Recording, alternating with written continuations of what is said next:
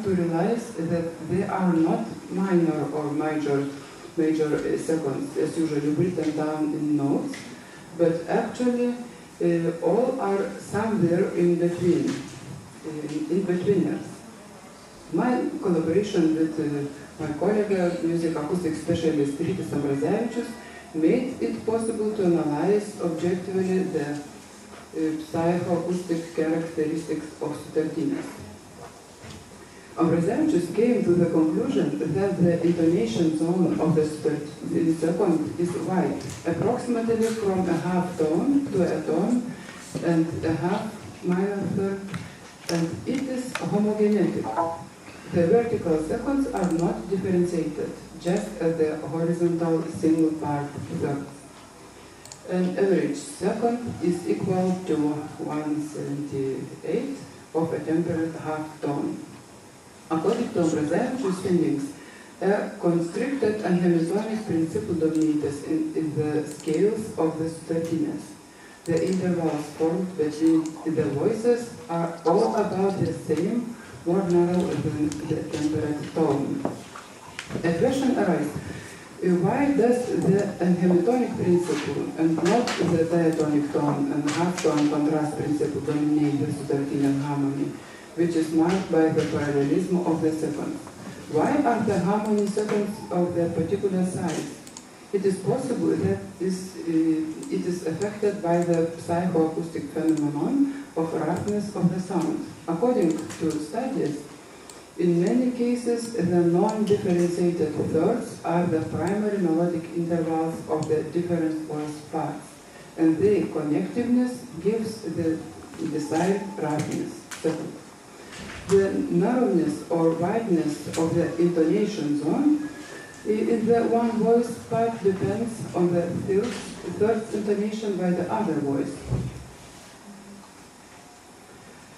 But the current analyzed transcriber of this music writes it down as an independent interval, minor or major thirds.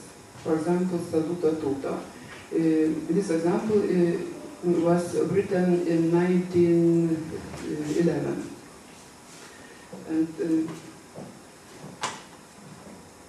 this sign shows that the transcriber was not sure about the sound intonation.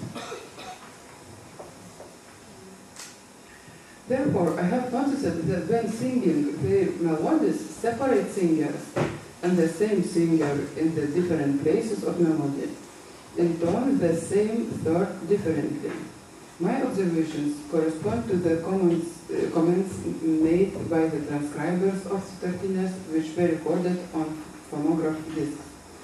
For example, the first singer sings her part in G flat, or while singing, the leader varies the third, sometimes the minor, sometimes the major third, and so on. You can see here some comments of singers or transcribers. The transcribers of the melodies have drawn attention to the differences between solo singing and group singing of sutartinės. When only one singer is recorded of the disc, in the third and fourth measures, she sometimes sings sharp, sometimes and so on. One can maintain that all the above mentioned rising or lowering of the pitch are not accidental, but rather are formed by the effort of the singers, 3 or 4, made to get along or to make the voices agree together happen while the sutartinės are being sung. One can suggest that the organization of the polyphonic music of sutartinės is based on binary chords.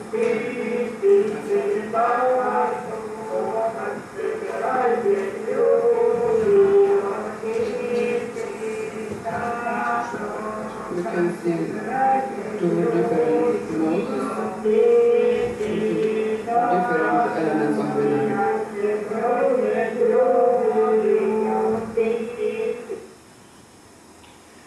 Essentially, all of the sutartinės from Biržai, Juris Aukštaitija, are area of sutartinės, and there is territory about essentially all of the sutartinės from Biržai, the northern area where the sutartinės were recorded, are based on bihorts or two-thirds, or the matching of a bihort and a trihort with second interval.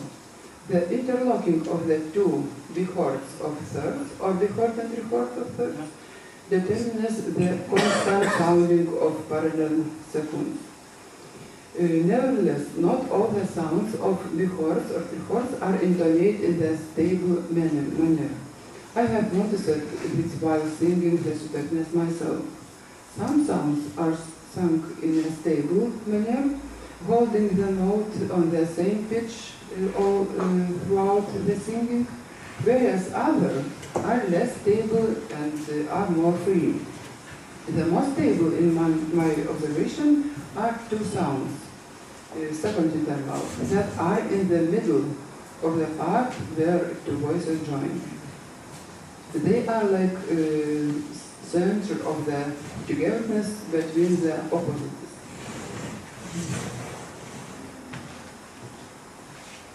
The example of bihort and trihort.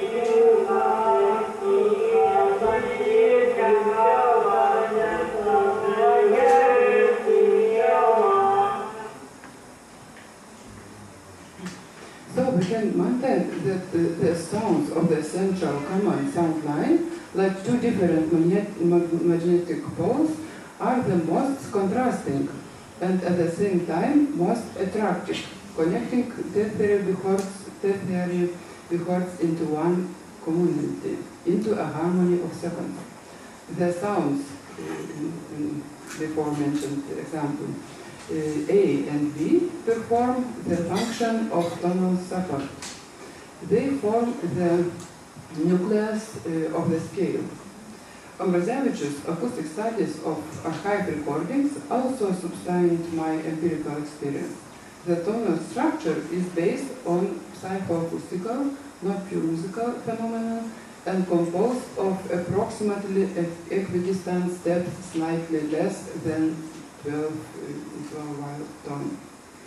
Quasi-equitonic scales of sutartinės futura and average of 170 to 130 cents in between neighboring scale steps. In my opinion, this can be explained not only as a psychoacoustic phenomenon. I think this is related to the archaic dualistic worldview. This dualistic symbolism also permeates the music of sutartinės, where two different modal structures, two bihorts or bihort and trihort, opposing binary elements, are tied together. And throughout, this act brings about a harmonious togetherness. Quasi-equitonic scale from the 5 sounds, bihort and trihort, in vocal sutartinės attracted my attention in particular. I think it is worth to try to search for link between this structure and instrumental polyphonic music. First, the number 5 in instrumental music tradition. I would like to draw attention to instrumental sutartinės. 13 are played on 5-string kanklės, type of Lithuanian sitar.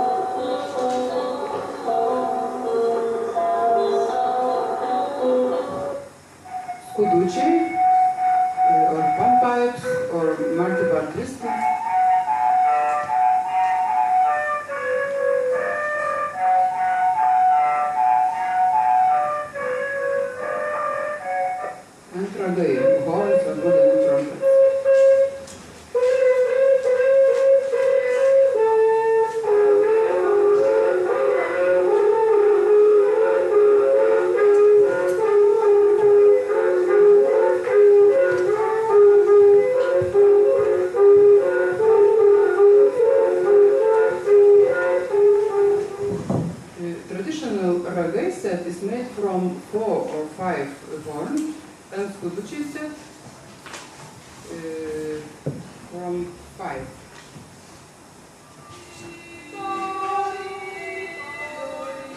Now you can hear one vocal sutartine,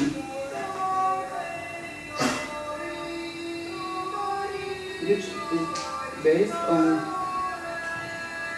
3 chords and G chord. The same modus can be played on skuduchi 2 and 3. Is playing by 2 players, or with long trumpets called taudites. The same scale.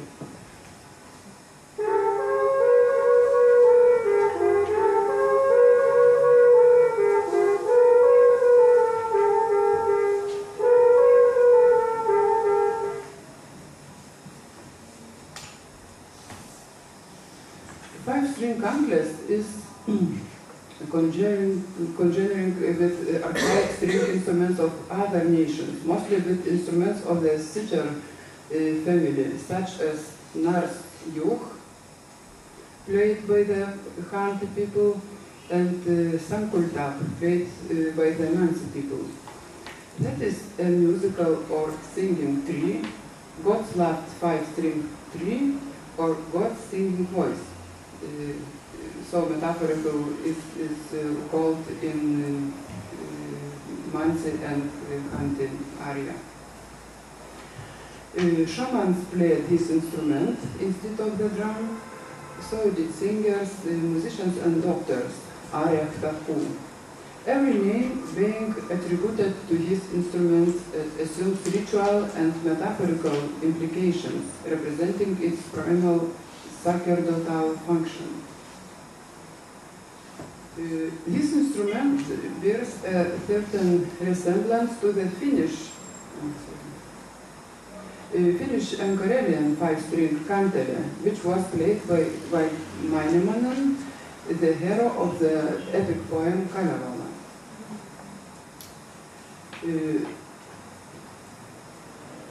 Sound scales of 5 sounds, or pentachord, a specific system that includes both vocal and instrumental music, might have been associated with a Bible world view, perhaps with an old numbering system or calculation system, wherein the human hand was an important measurement element, and 5-finger too were like measurement element. For example, to making pipes. Perhaps due this reason, a precise relationship between separate sounds and normative scale of sounds was not as important as the number of sounds, namely 5. Lithuanian sutartine singers and players of skudučiai and trumpets would tune the same scale of sounds slightly differently each time, seeking for the so-called sense of perfect clash of voices, of maximum roughness during the musical performance. All this demonstrates that we are referring to a very old, maybe anhemitonic, quadrepitonic, but not non-diatonic musical thinking, in which interdependent sounds are approximately tuned. In another words, by eye, then in process of making and tuning skudučiai and ragai, or by ear during the singing or playing. I don't make any conclusions because it's not big research. I just started to walk in these ways. I think in polyphonic tradition is very important research, not just structures and modus, but also context, worldview, landscape, old musical hearing and so on.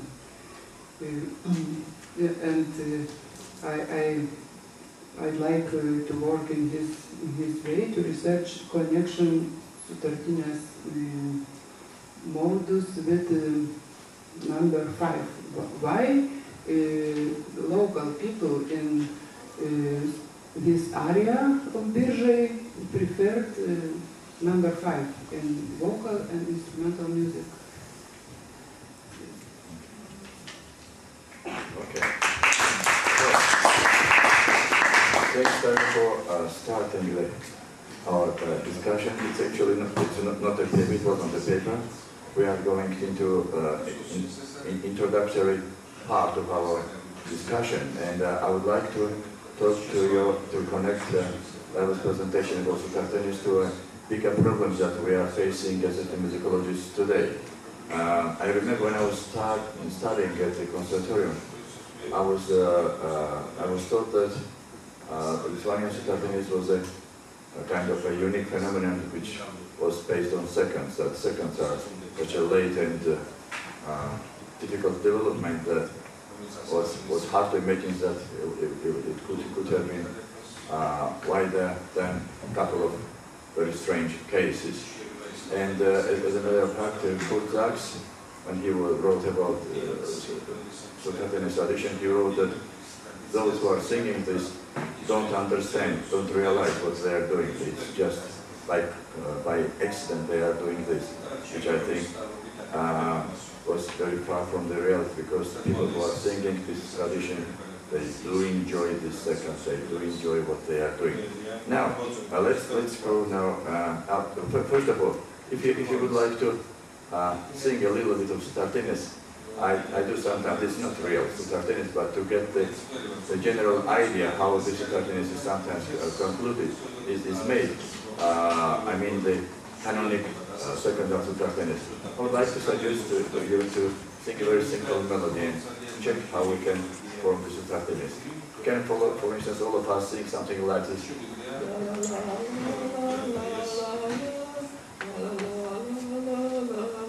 Everyone.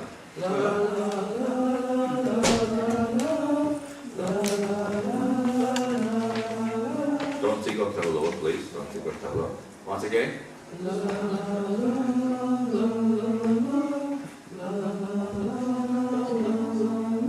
Now we will do like this. So we have now 2/3 bass, 1 second from each other.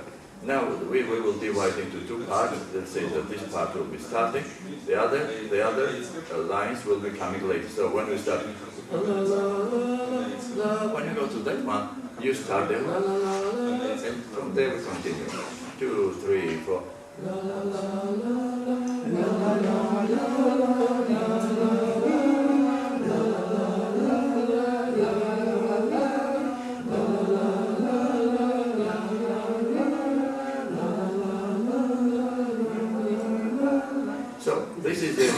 This is the simplest way to get the understanding how Tartanis is working. It's truly a polytonal music.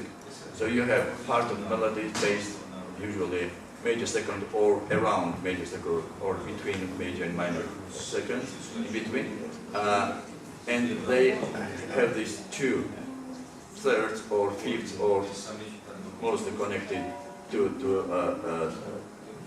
these centers, and they are shifting up and down. So both melodies are singing both keys, but when one is in C, another one is D. The first one moves to D, the second one moves to C. But this was just to little bit to experience this. Now I don't know. I was away for a couple of minutes. I don't know if Laila mentioned the reaction of Lithuanian aristocracy, Lithuanian intelligence on the Tartanis. They were truly ashamed when they came to the prominence. One of the written record exists. One of the intelligence representatives saying that it's a shame. It looks like not Lithuanian singing, but like crocodiles are singing. So for them, the traditional singing of their people seemed like very strange and unusual, like non-human sound. Now I want to make a connection to Georgians, listening to Georgian traditional polyphony. First of all, it will be interesting for you to know that although Arabishvili and Paliashvili recorded plenty of songs from East and West Georgia, particularly the West Georgian complex with Georgian polyphonic songs was too complex for their musical language. Even more, when Balanchivadze, a brilliant composer, brilliant musicologist and a brilliant musician, recorded first time Lile, he was the first from the musicians to go to Swanetia before Arabishvili, and he wrote down, no, Arabishvili never went there, but one of the first to go there. He wrote down Lile, changing fourth, fifth chord into the triad. Because fourth, fifth chord seemed to him too wild. It's a little bit like crocodile singing that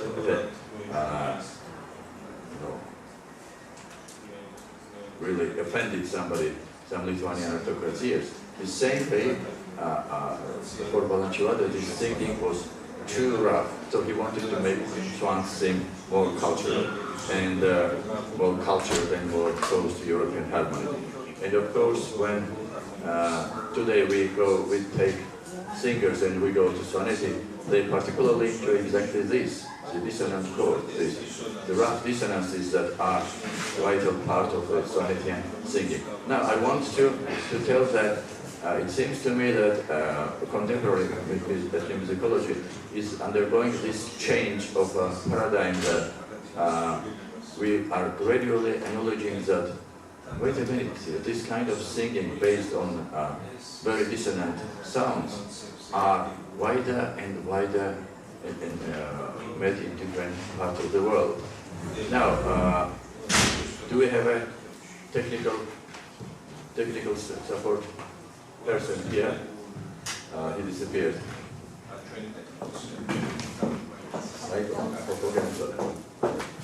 Because we will see that the similar kind of traditions are very widely spread around the world.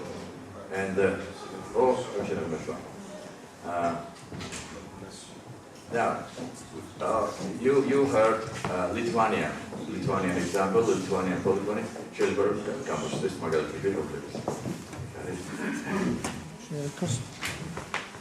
USB drive.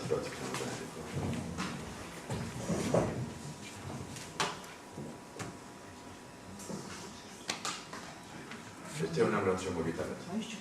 Oh, it might have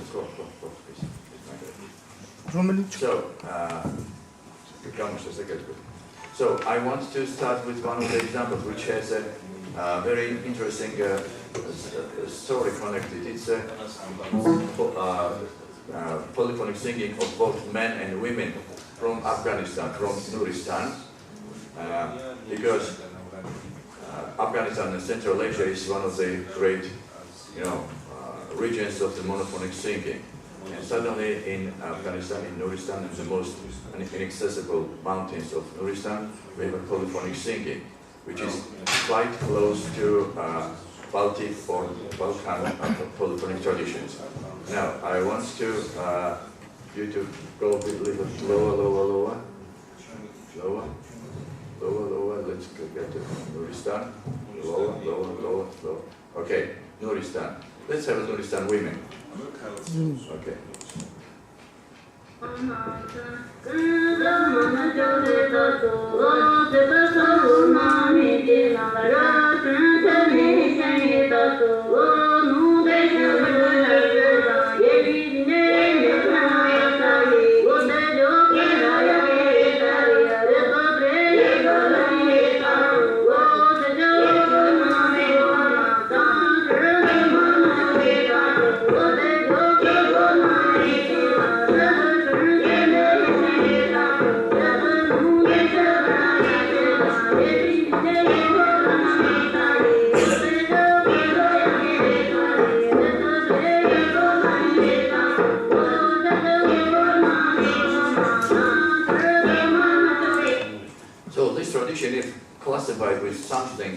some other traditions, of course, will be next to Lithuanian or Baltic or Balkan polyphonic traditions.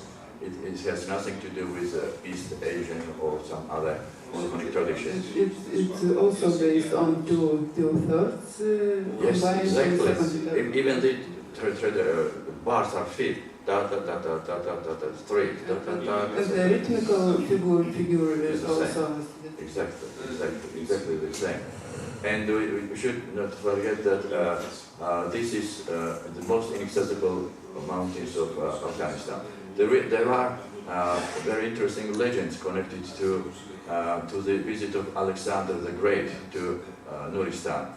Alexander the Great came to Nuristan during his conquest in the 5th century BC, and Nuristanians received him very well, and Macedonians actually stayed for several months there. And some of the local legends say that that's why in Nuristan there are so many people with fair hair and blue eyes. But well, if we continue, we could also probably say that okay, probably the Macedonians brought the same way of thinking in seconds from Balkans. But I think that it will be more close to historical reality to say that yeah, probably when they came, they felt the closeness. But I'm sure that Nuristanis had this polyphonic thinking already there. And one more interesting detail: Nuristanis have a musical instrument, watch, which is like a string instrument. It has only 4 strings, and the strings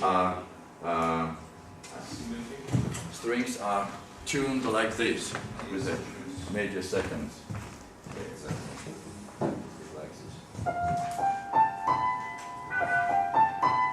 And when they sing the songs, they don't play something. No, they just play.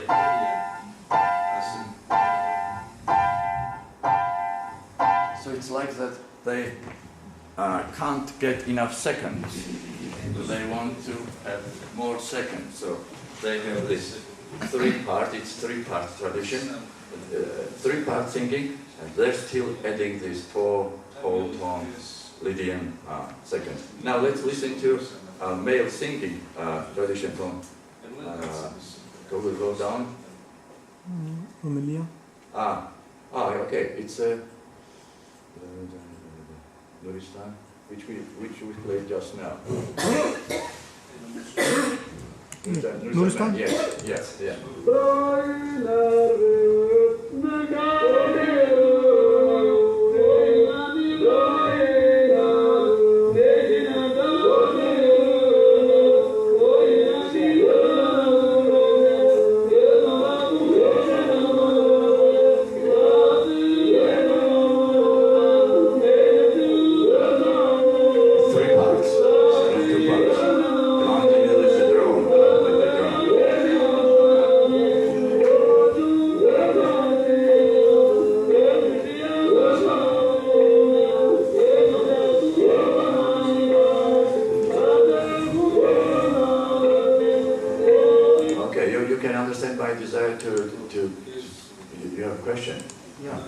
Symbol, may we Flores man, please? Yeah, we will listen to some of them. You can understand my interest to go to Nuristan because these recordings that we are listening to were received from Viennese Phonogram Archive. They were made in 1970s by Prestel, Austrian musicologist, and but I was told that going to Nuristan is very unsafe because Nuristan is apparently a stronghold of Taliban now. So there is another crazy guy who would love to go to Nuristan. He was here 2 years ago, presented paper about Nuristani singing tradition, and we discussed that if it becomes a little bit safer, that we will try to go to Nuristan to see if the tradition is still alive. Because the presence of Taliban might affect their singing tradition quite badly, particularly singing of women, which of course Taliban considers as a great sin. Now, you may think that okay, it went as east as Nuristan, but it went much further than that. Can we listen to the? Let's listen to the.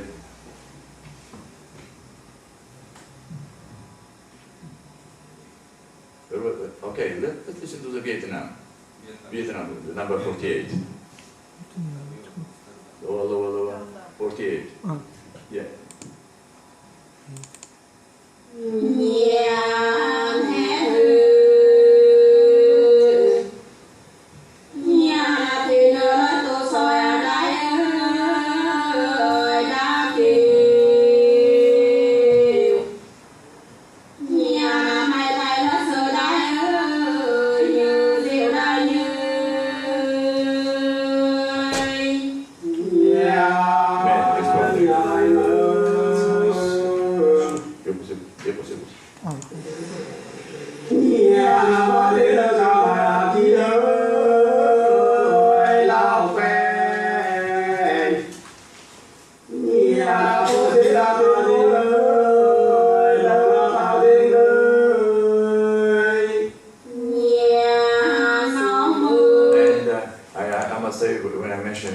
During my comments today that there is a special article about the musical traditions of the Vietnamese minorities from North Vietnam, and this music comes from North Vietnam minorities. And the article doesn't even mention that there is any kind of polyphony in Vietnam. So there was an article in Garland Encyclopedia about the music. So it's difficult to trust sources when they for some reason don't mention the existing traditions, of course. Now, let us listen to Flores. Yeah, let's listen to Flores. Number 40 people. 45.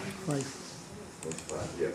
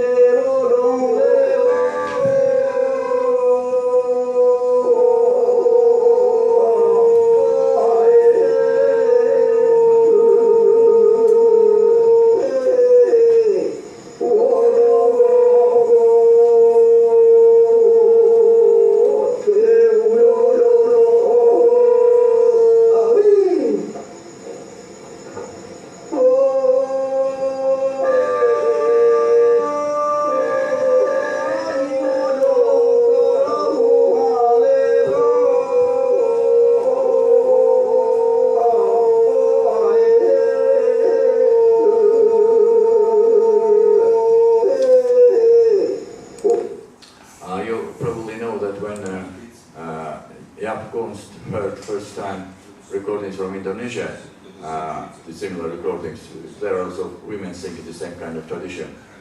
He was so surprised and profoundly surprised, we can say, that in 1954 he published a book about the possible migrations of Balkan people from Bulgaria, around Bulgaria to Indonesia. But of course we need to take into account that these Balkan and Flores people who sing these songs, or from Balawan Islands who sing the same kind of traditions, are completely different by their race. In Balkans you have Europeans singing this music, and in Indonesia and around you have basically black people singing this tradition. So, let's listen to probably one of the most dissonant traditions, which some of the members of our conferences might remember, because we had an ensemble coming from Latvia. It was the ensemble Sausējas. Let's have a look. Latvia here is, okay, let's go higher. Latvia 22.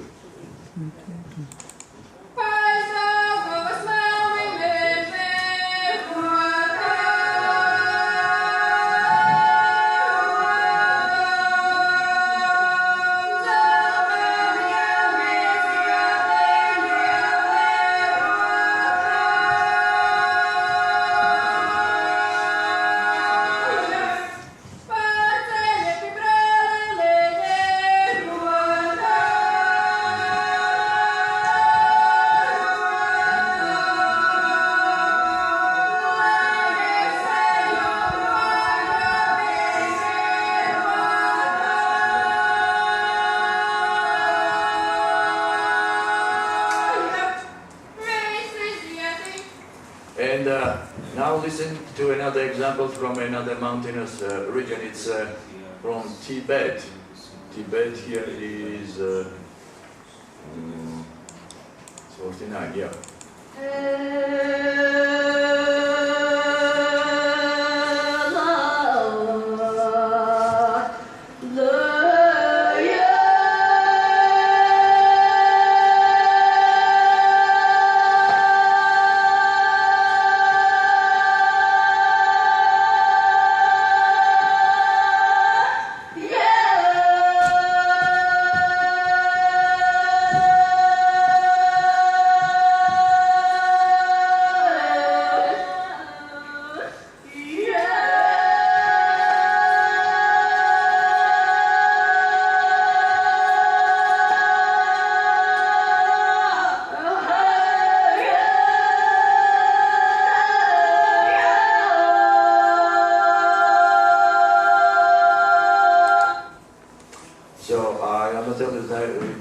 This kind of examples myself among my Tibetans, and when they started singing, three young women started singing, it was such a big reverberation around that I thought that the windows might crack. It's incredibly loud and incredibly vibrating music.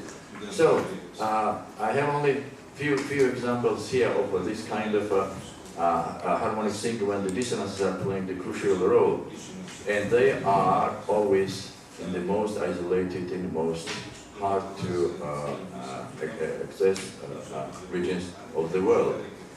And so here comes the question. Even when I was doing the maps of the polyphonic singing for my 2015 book, Choral Singing, Human Culture and Evolution, I did not create a map of dissonant singing, especially. I did not. I had the drone polyphony, I had the different types of polyphony, parallel polyphony, and etc., but did not have still dissonant types of singing. So, now let me start talking about more general things. This was just a continuation of I was talking about Lithuanian Sutartinis. Now, our knowledge of different polyphonic traditions is constantly growing, and it's a great thing. It's constantly growing, and we have now much easier ways to connect with each other, to inquire about different polyphonic traditions, and of course, it's natural that our knowledge is also constantly growing. As a matter of fact, about this kind of polyphony present in Tibet, I heard from Victor Grauer, who on his blog received. He cited some of my words, and that I called it drone dissonant polyphony, and he received from somebody suggestions that isn't it the singing of Tibetan, Aramaic Tibetan girls, this in the same realm of drone dissonant polyphony, and when I listened to it, it was on YouTube, because these girls, they won the second place on the national Chinese competition in Beijing I think in 2009 or 10. So I visited them in 2011, and it was a great revelation for me.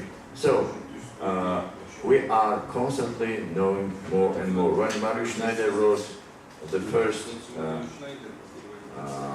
gave the first global picture of distribution of polyphonic traditions, he didn't know still many of these traditions. He didn't know, among others, for instance, some of the polyphonic traditions of North Caucasian peoples, didn't know about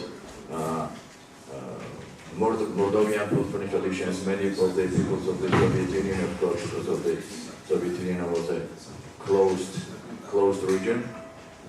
Then when I published a book in 1989, it had more polyphonic traditions than Schneider, of course, which was published in 20 years before, but still it was far from being perfect.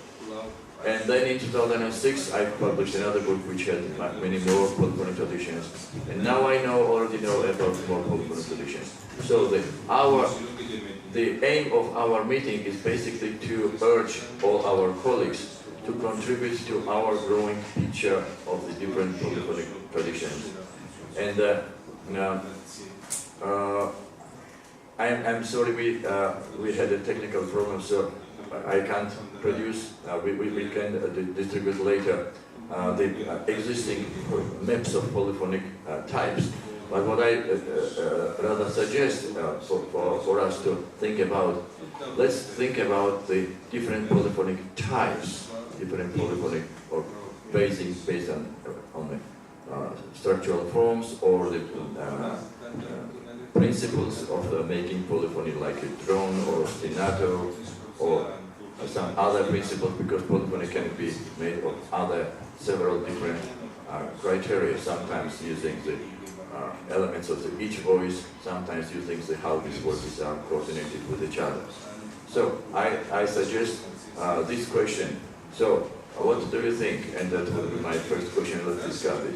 Can we use as a separate category polyphonic type based on dissonant singing? What's your opinion? Yes, please. I think yes. Well, I also agree, but there is a small problem, though, you know. Okay, we can agree that, Lithuanian singing is in that category, Latvian singing is that category, Tibetan in that, yeah, that's right. Okay, in Georgian singing is also there, but among Georgian songs you have sometimes drone polyphony, sometimes you have ostinato polyphony, sometimes you have, even you can have parallel elements of polyphony, and they still can be in the category of dissonant polyphony. Yeah? But I agree, though, we should kind of accept as inevitable that some of the principles of polyphony will be overlapping with each other.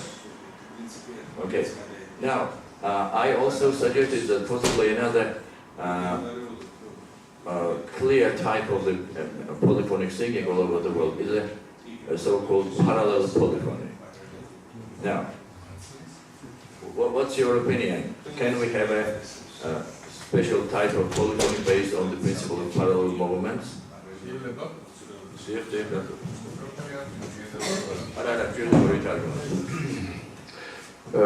კითხვა კი გასაგებია, მაგრამ გაზუსტება ჭირდება რას გულისხმობთ დისონანსში.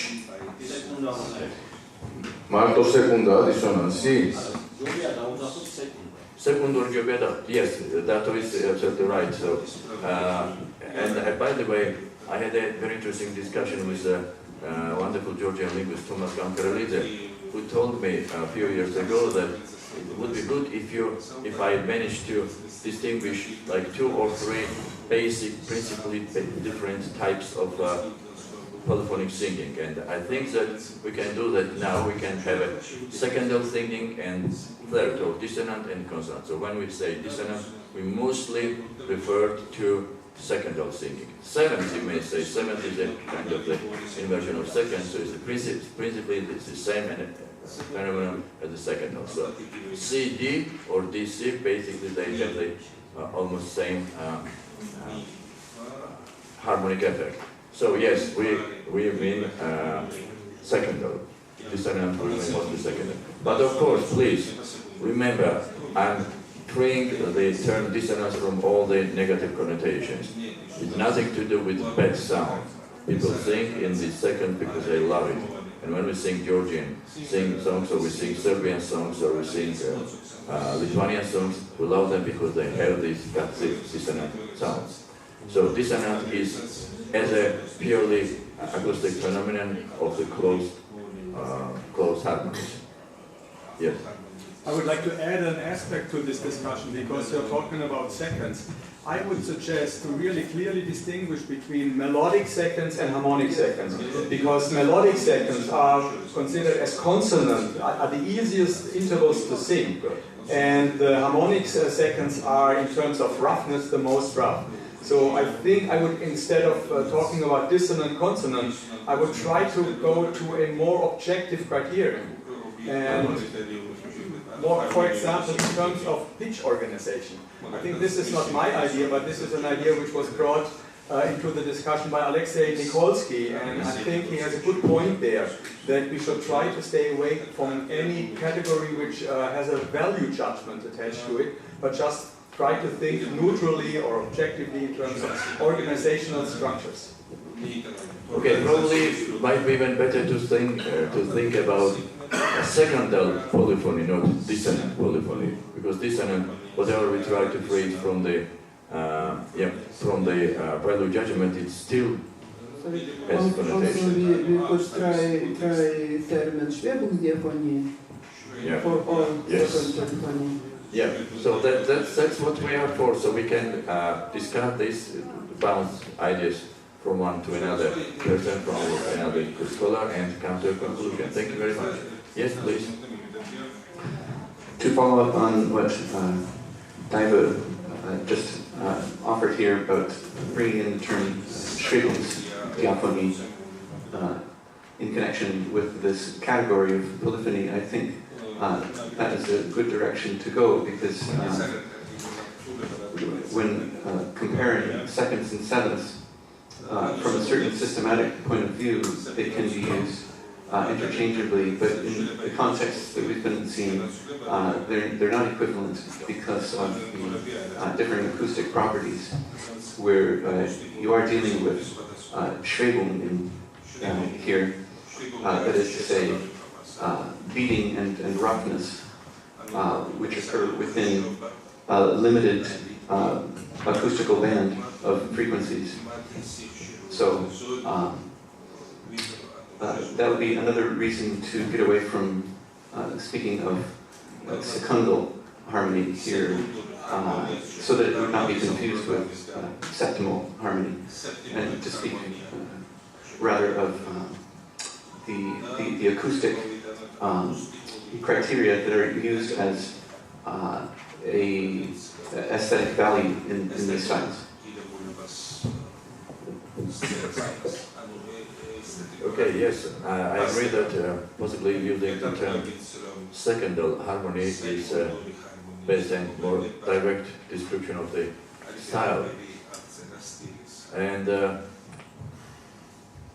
well, there comes another problem, for instance, because in some traditions we have two-part singing and seconds are given straight as seconds. But in some traditions we have three-part singing, where seconds may be given as straight seconds, or like it was in Novi Sad, we have three parts in the distance of one augmented fourth. And all the three parts are moving in within this augmented fourth. But we have also Swan or Ajarian or Gurian songs when we have plenty of seconds between two top parts and other bass which is fourth or fifth away from the bass. But still, I would say that the secondal harmony there play a major role. Possibly we can say that there are secondal harmonies which are the absolutely dominating principle in the culture, or secondal harmonies which are present there but maybe are not as dominating as in some other cultures. Can I just comment on that? One could ask the question, just with the Swan music, one could ask the question regarding the Swan music that, let's say I'm playing devil's advocate now. Yeah. In the three-part singing, they're using the fourth and the fifth very well and very often. One could see it as a side effect. What is actually telling us that the harmonic seconds, which are really sharp in the Swan singing, are not side effects of the people wanting to be very pure on the fourth and the fifth, like I showed in my presentation, while the melodic seconds are strangely enough distributed in a way very closely to this 170 cents. And you are showing the same melodic seconds there, which really puzzles me. I don't understand it. It seems to be a reason for that. You mention the worldview of the people, which then would have to be the same in Swan than in Latvia. So what would tell us that the seconds are not a side effect of the Swans wanting to sing really, really well fourth and fifth, and they, from the psychoacoustic properties, are much easier to sing? Well, you know, it depends what we call it's easier to sing. What I call easier to sing is that the overtone spectrum Yeah. contains those. Okay, but if we look at the Nurdistan or Lithuanian or Latvian songs, they are singing seconds straight. So it doesn't look that they are troubled too much. And in the way of singing also, you know, if you adjust to a certain principle of singing, it's quite easy to start harmonizing in seconds. Okay, can you sing, for instance, the melody of the Happy Birthday to You? But when I indicate to you, you just stop on that note, okay? Happy birthday to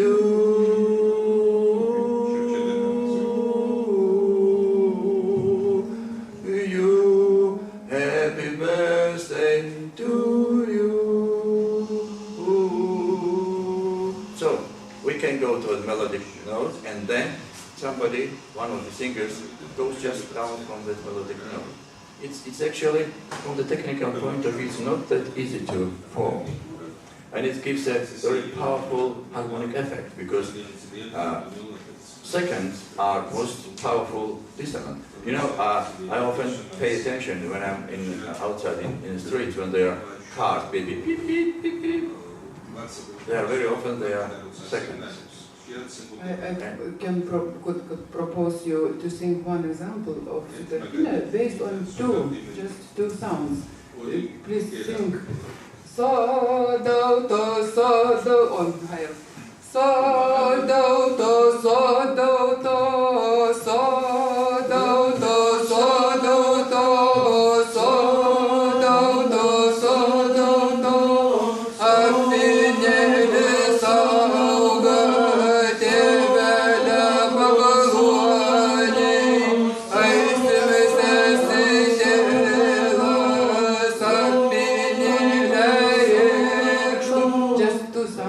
happiness changed and yeah. So, done it out.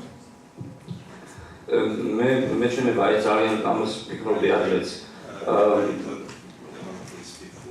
სეკუნდა გასაგებია კი, მაგრამ ზუსტად რაც ბატონმა იოსებმა თქვა, ახლახან ჰარმონიული მხარე.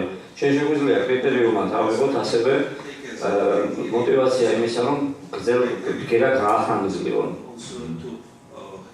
აი მაგალითად არის პასიბუტყოთი მაგალითად ხო? პასიბუტყური, სადაც მარტო გაგრძელებული ხმოვანებები მეტი არაფერი. იგივე რაც ჩვენ მოვისმინეთ.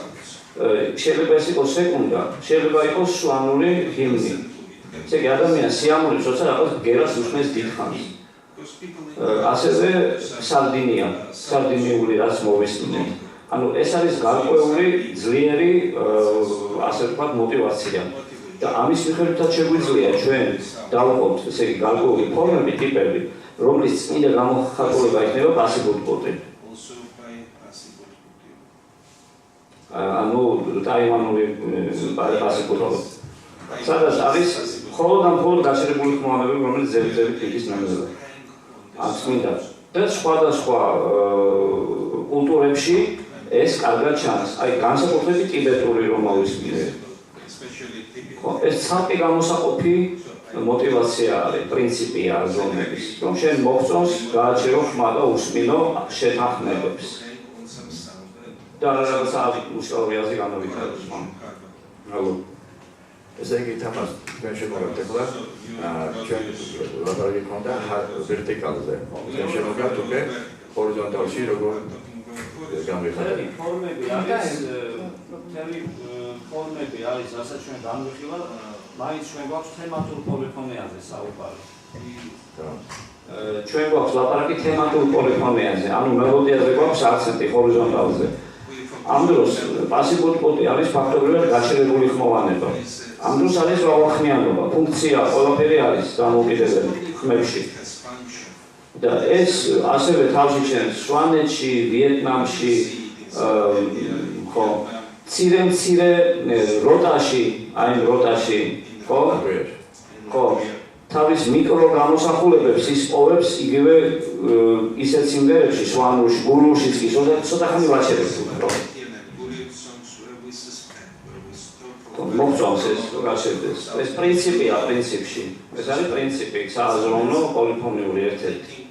საპირისპირო თეოლოგიურისა და წმინდა გამოსახულება პასიბუტყუტია ამისი. არ უნდა დავყალბოთ, თუნდაც ერთი ესეთი ტრადიცია იყოს, ეს მაინც პრინციპია და სხვა იმაში ვამბობ. მაშინ შეიძლება ესე იგი ასეთ ტიპს უბრალოდ პასიბუტყუტიც უწოდოთ, ხო? რატო ის ტიბეტურის გავსია პრინციპში.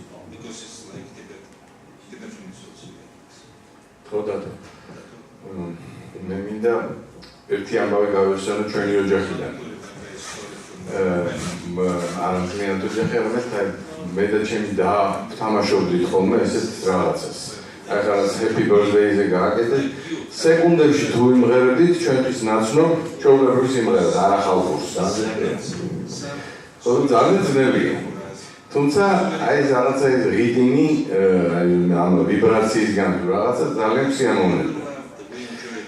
მე მინდა ესეთი რაღაცა ვთქვა, რომ სეკუნდას დამოუკიდებლად, ნამდვილად აქვს ის ვიბრაცია განსაკუთრებული, მაგრამ როცა ქართულ ჰარმონიაზე არის საუბარი, სადაც თქვა ციკლაზე ვავიღოთ კვარტლით აკორდი, ამ აკორდში იმ სეკუნდას აკუსტიკური ბუნება ეცვლება. რამდენად სწორი არის გაიგივება ამ შემთხვევაში აი ესეთი ჟღერადობისა ქართულში როგორც გვაქვს ხშირ შემთხვევაში იმ სეკუნდებთან, რომელიც თუნდაც დაბინებში არის, ან რომელიმე სხვა სეკუნდურ ჟღერადობებში. ჩემი აზრით ერთი და იგივე არ არის. მე მაგიდან დავაგანებ, თორემ საკითხი რამდენად შეიძლება მეთქი ამის გაკეთება.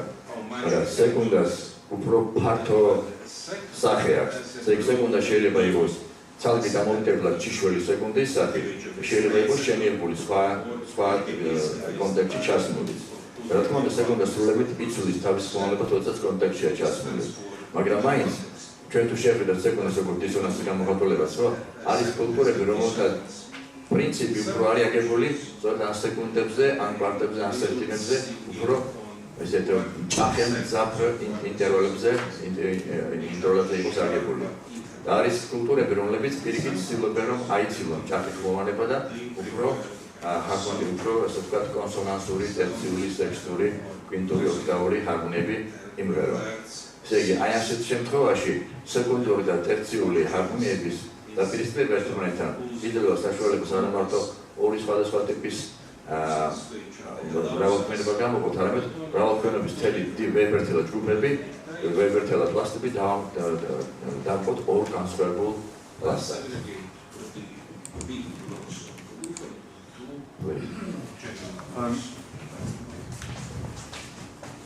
Yes, let's wait. The question just popped up in my mind while you were discussing. Can this question be distinguished from the question of singing style, timbre? Because the way you mentioned roughness, and you can generate actually examples of intervals which we considered dissonant by taking out certain overtones, and then they do not sound so dissonant anymore. So if the roughness is something which people like when they sing, then maybe this has to be considered together with the way they are singing. For example, the Swan sing and their very particular singing styles, or what I heard also with the